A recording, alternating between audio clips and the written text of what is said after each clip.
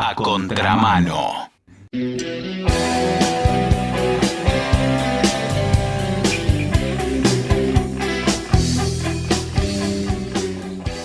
Nosotros, como siempre le decimos con cariño y respeto, tenemos un gran corresponsal en el mundo militar.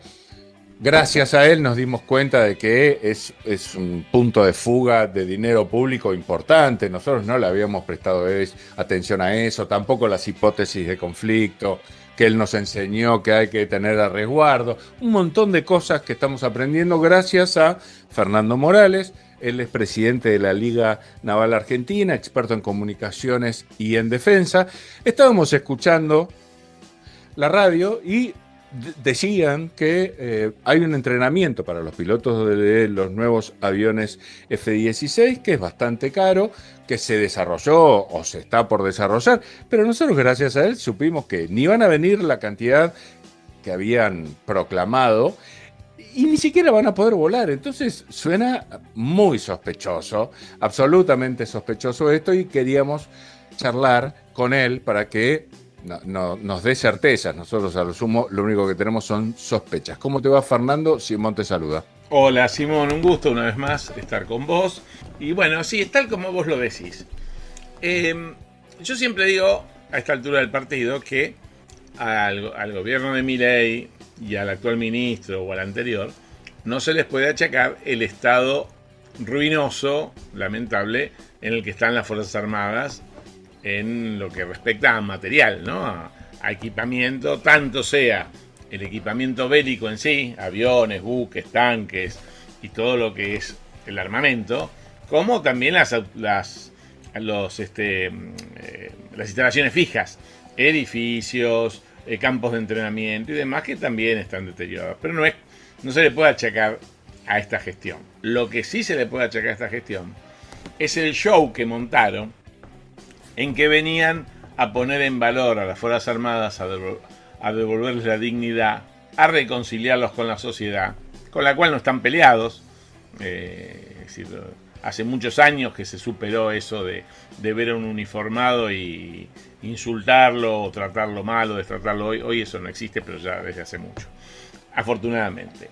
Entonces, dentro de este relato que hace que muchos jóvenes se entusiasmen y elijan la carrera militar, y que después, cuando están adentro, aunque sea como cadetes o como aspirantes, empiezan a ver que el teniente que tenía un instructor pidió la baja porque se va a un trabajo privado, porque no le alcanza el sueldo, y ven que no hay munición para entrenar y que los aviones no vuelan y demás, empiezan a desmoralizar. Dentro de esta saga está el principal caballo de batalla que tuvo el ex ministro, hoy denunciado penalmente por la vicepresidente de la Nación. Hoy el diputado Petri fue denunciado por la diputada Lourdes Arrieta, es decir, por una par de la Cámara de Diputados, por malversación de caudales públicos, abandono de persona, demora en la entrega de bienes, retención indebida de pagos. Bueno, todo esto en base a la situación del personal de Coviara, de la empresa de la que ya hemos hablado varias veces. Bueno, este señor, entonces, hoy ya múltiplemente denunciado, nos quiso convencer a los argentinos, hacernos creer que de su mano la Argentina había recuperado la capacidad sobre el control de su espacio aéreo. Para lo cual, hasta el momento, lo que el señor ha conseguido tener en el país es 6 aviones vetustos, F-16, vetustos, pero también vamos a darle la derecha, que son los que hay en la región, con lo cual, digamos, habría una paridad de armamento con lo que puede ser Chile o Brasil. Si bien no vamos a tener la misma cantidad, pero al menos es el mismo tipo de maquinaria. Pero por ahora no están artillados, por ahora no pueden volar porque no hay presupuesto para que puedan volar, porque los pilotos no están entrenados, y por ahora no pueden volar porque tampoco hay pista para que despeguen y aterricen. O sea, con todo esto, esos aviones hoy por hoy están prolijamente guardados en un hangar, en una base militar en Córdoba. Como si fuera poco esta situación, como si fuera poco la falta de presupuesto, el actual ministro, el general Presti, prometió a sus camaradas que a pocas horas de asumir tendría un plan para solucionar la famosa crisis de la obra social, de la que ya hemos hablado, que a la fecha ya acumula una deuda cercana a los 300.000 millones, porque esto es un taxi, ¿no? Es como la tarjeta de crédito. No vas pagando y te van corriendo los intereses. Bueno, el plan maestro de este estratega, al que si San Martín se levantara de la tumba lo correría con el sable seguramente, consistió en ir a pedirle a Caputo 240.000 millones de pesos, que el Estado se haga cargo de la deuda y él empezar con una obra social nueva de cero. Cuentan los que estuvieron en la reunión que fue tan rápido el hemos terminado que le dijo Caputo después de decirle que no y decirle, general, tengo mucho que hacer, que en el apuro por salir se olvidó la gorra en el despacho y después tuvo que mandar a alguien a buscarla. La anécdota sirve para ilustrar que, entre otras cosas, Presti no es un ministro más. Presti es un militar en actividad al que el poder político trata como trata la política a los militares en actividad, es decir, desde un escalón más arriba. Presti no tutea a los ministros, Presti no tutea al presidente, como entre ellos, que es natural que los que son de un mismo partido político, puertas adentro, se llamen por nombre. Y a Presti le aplican las tiras. Los ministros políticos lo tratan como lo que es un subordinado del poder político, que eso es lo que es un militar en democracia. Conclusión, como se fue con las manos vacías, ahí sí, ejerciendo su mando sobre todo el resto de los militares que tienen menos jerarquía que él, se subió al caballo, se agarró el sable y el bastón de mando que usan los generales y le dijo, bueno, señores, hay que pagar la deuda, vamos a recortar del presupuesto operativo. Esto quiere decir que se puede manotear o del inciso 1, el llamado inciso 1, que son los sueldos, o de los otros incisos que son material operativo, mantenimiento de edificios, pago de servicios y demás. Vamos a suponer que los sueldos no los pueden tocar, porque si tenés la mitad de las Fuerzas Armadas o más debajo de la línea de pobreza, ¿qué le vas a sacar? 2.000 pesos a cada soldado. Entonces es muy probable que se recorten horas de vuelo, mantenimiento de aeronaves y de buques, que se reduzcan los consumos de electricidad, que se salga menos de campaña para ahorrar comida. Es decir, que si los F-16 ya no iban a volar, y cuando digo no iban a volar, dejo en claro que uno eventualmente salga a dar una vuelta para entrenar a algún piloto, y que digan, ven que se equivoca ese señor, ahí hay uno volando. Eso no es volar. Volar es un plan sostenido de horas de vuelo y de patrullaje o de lo que sea que quieran hacer con esos aviones, que para patrullar no sirven, pero el general Presti los va a hacer patrullar no sé qué, porque a 1.500 kilómetros por hora de velocidad mucho no podés patrullar porque no ves nada. Al margen de eso, y volviendo al centro del tema, dentro de ese fárrago de mentiras y de cosas, verdades a medias, aparece algo que estaba oculto, que es una contratación de 33 millones de dólares para que una empresa privada, que dicen que es de origen canadiense, pero que tiene sede en Estados Unidos, con autorización del Pentágono, capacite o entrene a nuestros pilotos. Parte allá, en la sede, y en parte acá en Buenos Aires, lugar en el que también ya hay 50 miembros de la Fuerza Aérea de Dinamarca que están acá viviendo con gasto todo pago a cargo del Estado argentino para entrenar. Ahora dicen que no entrenan pilotos, que entrenan técnicos, pero como sea, lo cierto es que estaba previsto que la venta de los aparatos incluía la provisión de simuladores y también el entrenamiento de los pilotos. Hoy te dicen que no, que lo que pasa es que era una cláusula secreta, por eso nadie se enteró de esto, pero no es normal que quien te vende 24 aviones no te incluya en el precio del entrenamiento de los pilotos. No es una maniobra usual. Como bien dijo un general, que no es Perón, pero es Milani, con el que uno puede tener coincidencias y divergencias, esto, llegado el caso, finalmente va a servir para que nuestros pilotos, cuando puedan volarlos, obtengan una capacitación supersónica que todo piloto de guerra moderno debe tener. Pero nos sale muy caro comprar 24 aviones para entrenamiento por 300 millones, más los 360 que hay que pagar por el armamento, más los 33 por los cursos, más el mantenimiento de cada aparato de estos, que por hora de vuelo gasta entre $10.000 y $20.000, depende la velocidad a la que vayas, lógicamente, porque si vas a 2000, el tope de velocidad de estos aviones es de 2000 y pico de kilómetros por hora, casi 2500, el consumo de combustible se potencia, no es lo mismo que sin nada, igual que el auto, ¿no? Y para ir a 800 kilómetros, no sé para qué querés comprar F-16. El jefe de la Fuerza Aérea ya dijo que él calcula que le van a limitar la velocidad a 800 kilómetros por hora para que no gaste tanto combustible. Bueno, la verdad que para eso no hacía falta tanta inversión. Dentro de todo este desastre, tenemos otros desastritos y desastrotes. Por ejemplo, hoy se está hablando en el mundo, a partir de la respuesta de Irán, a que no pasan desapercibidas las declaraciones del presidente, que dijo en plural: vamos a ganar la guerra. Es decir, vamos a ganar la guerra, ¿qué implica? Que vos vas a ser parte de la guerra. El general Presti ha pedido, antes de ir a Estados Unidos a su brillante conferencia, un informe detallado del estado operativo de las fuerzas. Como si él no lo debería saber de antes, ¿no? Porque no viene a este hombre, si no le podemos negar, es que se supone que es militar de carrera, ¿no? Como el otro que se disfrazaba. Bueno, la Armada obviamente informa que no tenemos nada para ir a ninguna guerra. Tenemos 4 corbetas y 3 destructores, que son casualmente los mismos que teníamos cuando Menem hizo el operativo, te acordarás, ¿no? Cuando fuimos al operativo Tormenta del Desierto, que nadie pretendió que tiráramos un tiro, pero después nos metieron 2 bombas a nosotros. Hoy, si hubiera que ir a ayudar de alguna manera, aunque sea testimonial, al Golfo Pérsico, irían otras personas, otros soldados, pero con los mismos barcos, 40 años más viejos.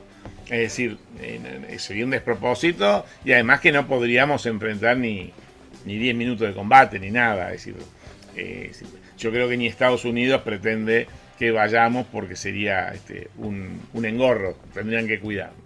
En este contexto, es importante remarcar que seguimos insistiendo en foros internacionales, como pasó hace pocos días en Miami, en que ponemos a nuestros militares al servicio, por ejemplo, de la lucha contra el terrorismo, cuando clarito sabemos que no se puede. Petri lo quiso cambiar junto con Bullrich, y el proyecto de ley que presentaron nunca llegó a tener estado parlamentario, porque era tan descabellado que nadie, ningún aliado, ni siquiera los diputados propios, los más obsecuentes, dijeron: yo pongo mi firma en esto, porque no se puede, la ley lo prohíbe. Ya esto es una cosa que habría que hacer otro pacto social nuevo que habilitara a las Fuerzas Armadas a intervenir en seguridad interior. Y no están dadas las condiciones, ni los militares quieren tampoco. Eso es importante aclarar, porque ningún militar quiere terminar como Astiz, detrás de una reja, porque lo manden a hacer algo que la ley le prohíbe hacer. Entonces, respecto a esto, yo te digo, hoy la situación en cuanto a nuestros aviones F-16 los tenemos guardados. Vinieron 6. ¿Por qué vinieron 6 nada más? Porque no pagamos más que 6. Porque son contra, viste, como cuando vas a la panadería. Dame un kilo de pan, toma la plata, te doy el pan, si no, no hay pan. Entonces, ahora se supone que a fin de año van a venir otros 6, que seguramente vendrán y se juntarán con estos 6, y tendremos 12 aviones que no vuelan, o que vuelan muy poquito. No sé si te rondeo este tema, al menos de esta manera. Para plumerear. Bueno, en este contexto, donde entonces dejamos en claro que la defensa es prioridad aparentemente de la boca para afuera, porque el presupuesto aprobado, el presupuesto 2026, es mucho menor a moneda constante que el último presupuesto, que había sido del 23 o del 24. O sea, es menos plata que la que tenían en el último presupuesto que aprobó el Congreso, con un recorte importante. En medio de esto, aunque a muchos militares les parecía bien y ahora ya no les parece tan bien, Milei se dio el gusto de hacer algo que también había un consenso en que no se iba a hacer: poner un militar en actividad como ministro. ¿Y por qué te hago la distinción del estado de revista? Porque una cosa es un militar retirado al que nadie le prohíbe militar políticamente, y un presidente lo quiere honrar con un ministerio, que un militar en actividad que conserva el estado militar, el que lo obliga a abstenerse de manifestaciones políticas y menos de militancia política. Entonces, si vos tenés un general de ministro, ¿cómo puedes evitar? Ese hombre ya dice buen día y es un mensaje político el buen día, porque es un delegado de un presidente que es político. Totalmente. Bueno, con la designación de este hombre, aparentemente sí iba a ser la panacea. Al fin, un ministro que sabe de defensa, porque nunca los demás no sabían nada. Otro error muy importante. Un militar, de lo que sabe, es de guerra. Es cómo materializar la decisión política, llegado el caso, de un Estado Mayor político, para llevar al terreno de operaciones la voluntad de esa decisión política. Un señor que se llamaba Clausewitz, en el que estudian en todas las academias militares del mundo, definió a la guerra como la continuación de la política por otros medios. Ahora, no necesariamente un militar que algo sabe, obviamente, porque estudias estrategia y un montón de otras cuestiones que no tienen que ver con lo armamentístico, en realidad, tocan un montón de otras ciencias. Un militar no tiene que ser necesariamente un buen político, porque su formación es de militar, no es de político. Pero sí va a saber la diferencia entre un tanque y un calefón, como Petri no la sabía hasta que no le enseñaron un poco. No tenía la menor idea de por qué el sable de San Martín era corvo, por ejemplo, ¿no? Hubo que explicarle cosas que cualquier cadete sabe. Bueno, está bien, el tipo no tenía por qué saberlo. Ahora, este hombre, que fue elegido más por su subordinación que por su sabiduría, ha hecho algunas cositas que, como te dije antes, como de la obra social, desastrosas, y algunas que son pequeñas avivadas. Por ejemplo, el señor, cuando es designado ministro, es una designación muy particular porque le pone etapas a la designación. Y dice, el decreto 869 del 25, firmado por Milei, que si para el 10 de febrero de este año, es decir, el 10 de febrero pasado, seguía en el cargo, o sea, no tenía mucha fe por lo visto, debería pasar a una situación que se llama disponibilidad, donde no te retiran del servicio activo, pero te retiran del escalafón, por así decirlo, y vas a una vía muerta o a una vía paralela, a la que podés volver o no volver. Una enfermedad grave, por ejemplo, te manda disponibilidad. Un proceso judicial te manda disponibilidad. Si salís inocente, volvés, si te curás, volvés, y si no, pasas a retiro. O de baja, de acuerdo al caso. Y también dice el decreto que en junio debería pasar a retiro. En el medio, el general Presti se le ocurrió una idea maravillosa, que es que un decreto modifique la ley de personal militar, y entonces, de esa manera, la ley de personal militar reformada ahora dice que un militar puede ser convocado por la superioridad a cumplir funciones políticas. Pero se olvidaron del decreto, y el decreto es tan decreto como el otro, y le ordena al general Presti, no a cualquier militar, a él le ordena que el 10 de febrero tendría que haber pasado a retiro. Bueno, no lo hizo. Pero no solo que no lo hizo, sino que le buscaron la vuelta para decir, bueno, yo soy general ahora, soy general ministro. Un general gana 3 millones, un ministro gana 7. Estoy perdiendo plata.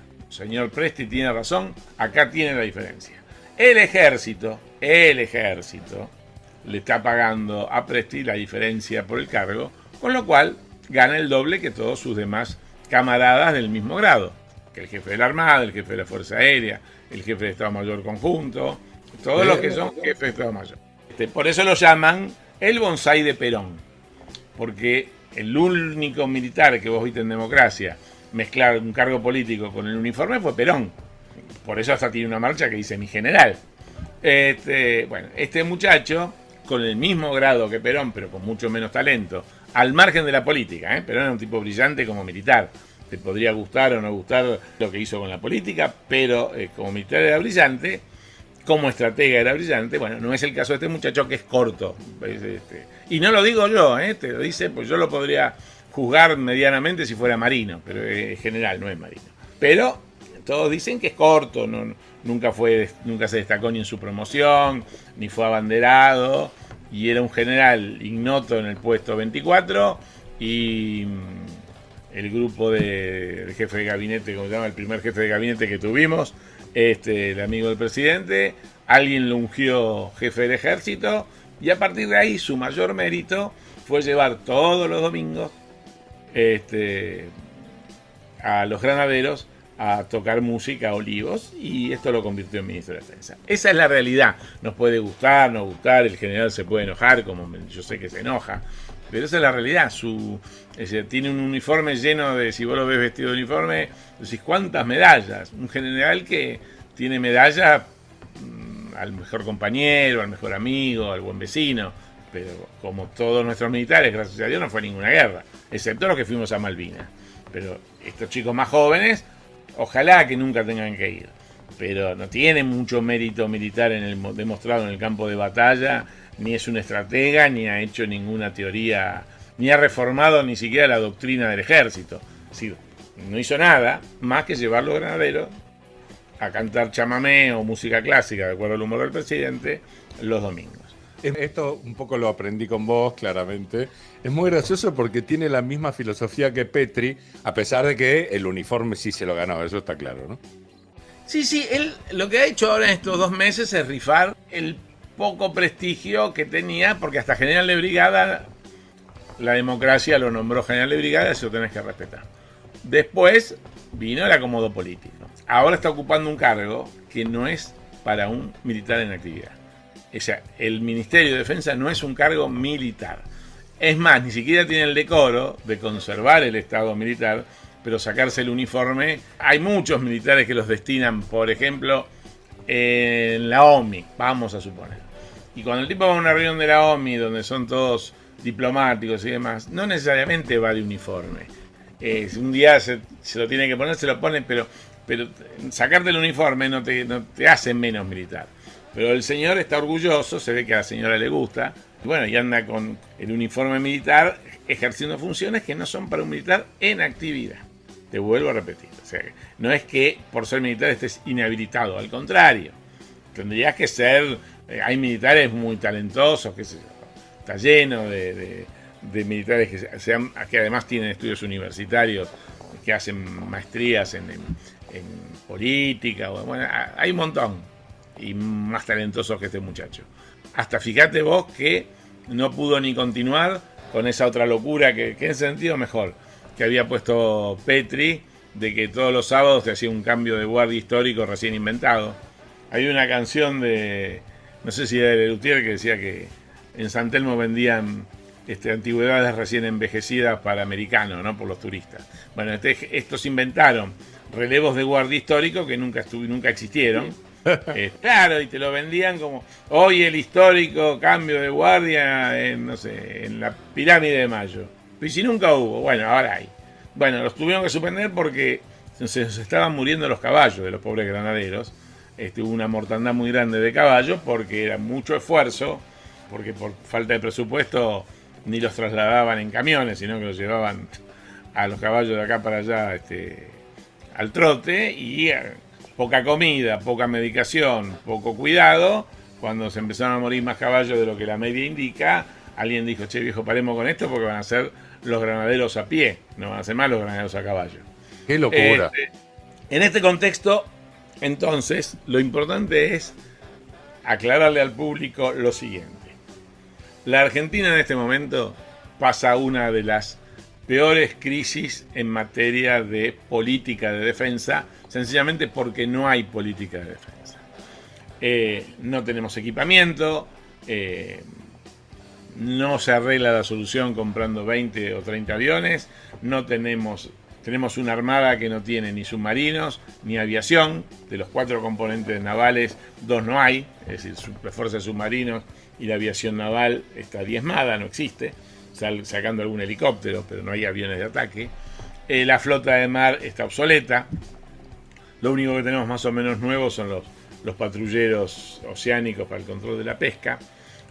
La moral de la gente es baja por los bajos salarios, entre otras cosas, y por la falta de horizonte profesional. Hoy un chico que es teniente de navío, que es un oficial joven, submarinista, ya sabe que aún decidiéndose hoy la compra de un submarino, él no lo va a llegar a tripular, porque la edad promedio para un submarinista, un comandante, estará en los 45 años, 46, y de acá, si hoy encargamos un submarino, van a pasar 10 años, y difícilmente, al menos no todo, de los que están hoy, pocos van a poder embarcarse, aquellos que sean comandantes, que es uno, porque los chicos más jóvenes no van a poder ser jefe de cargos de un submarino, no sé, se les pasa la edad.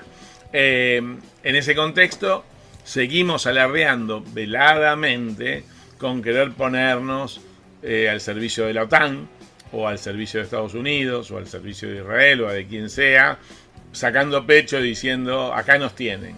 Ojalá que nunca nos llamen, porque ese día yo quiero ver si va Milei, Karina y Presti al frente, ¿no? Porque no, ya te digo, no tenemos con qué. Una vez más, como cada vez que hablamos, lo que yo digo es que no podemos echarle la culpa. Lo que sí es gravísimo es que estén alardeando puertas adentro y puertas afuera sobre capacidades que no tenemos y que en el corto plazo no vamos a tener. Es decir, hoy tenemos que dejar de comprar munición para comprar aspirina, y tenemos que dejar de pensar en submarinos porque lo que se está hundiendo es la sanidad militar. Entonces, hoy estamos viendo cómo hacemos para que la gente que se rompe un brazo tenga el yeso para poder ser arreglado, y el que tiene lamentablemente una enfermedad tan grave como es el cáncer, hoy las Fuerzas Armadas, la obra social, no les está ofreciendo solución.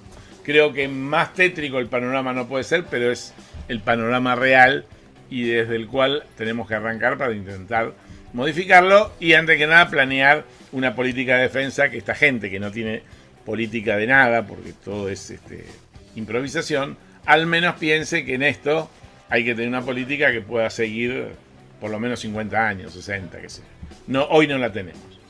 Yo creo que con eso más o menos tenés el panorama clarísimo. En este mundo al revés, muy probablemente gracias a la prensa, yo me acordaba de vos porque creo que en algún discurso público Milei criticaba de cipayos a los otros, a los oponentes políticos, porque habían puesto de rodillas a las Fuerzas Armadas. Fue una expresión bastante parecida, y gracias a vos yo sabía que era todo lo contrario, es pura imagen. Pero bueno, en eso estamos. Gracias a personas como vos podemos transmitir un poquito de verdad al respecto, y bueno, y rezar para que en algún momento el reporte sea menos sombrío, ¿no? Por lo pronto te agradecemos muchísimo siempre el tiempo que nos regalás, lo que nos enseñás.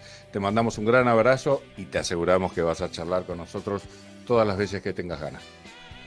Bueno, Simón, yo también te mando un abrazo, espero que sigas adelante con este tipo de temas que son tan interesantes, y bueno, nos vemos en la próxima. Nos vemos en la próxima, querido Fernando, abrazo grande.